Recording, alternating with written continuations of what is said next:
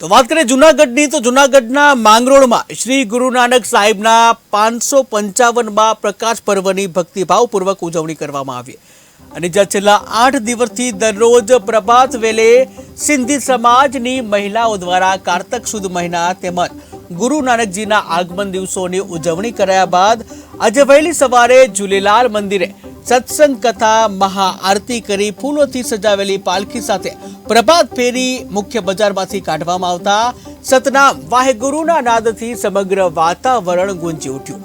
ત્યારબાદ સાંજે લોહાણા મહાજનવાડી ખાતે સત્સંગ, કીર્તન, સુખમણી સાહેબ પાઠ, અરદાસ, મહાપ્રસાદ સહિતના કાર્યક્રમો તેમજ રાત્રિના નાના બાળકોના હસ્તે કેક કાપી ભવ્ય આતાશબાજી સાથે ભક્તિભાવથી ઉજવણી કરવામાં આવી।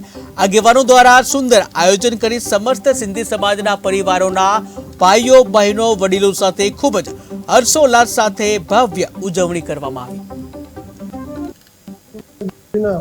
555 પ્રકાશ પર્વ પર માંગરોળ સિંધી સમાજ દ્વારા ખૂબ મોટા પાયે હર્ષોલ્લાસ સાથે ઉજવણી કરવામાં આવી।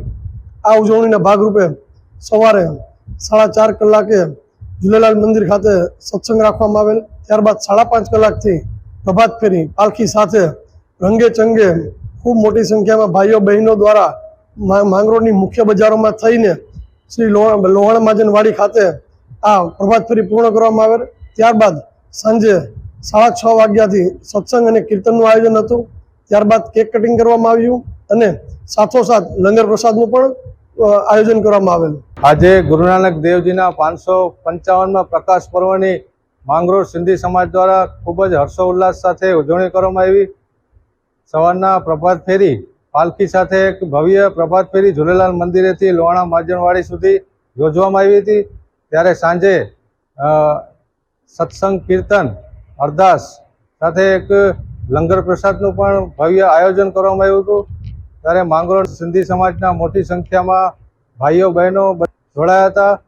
તેમજ અમારા પ્રમુખ શ્રી નાનકરામભાઈ સોમૈયા, ઉપપ્રમુખ અશોકભાઈ કૃષ્ણાણી અને તમામ આગેવાનોએ ખૂબ જ સારી એવી મહેનત કરી ને આ દિવસની ખૂબ જ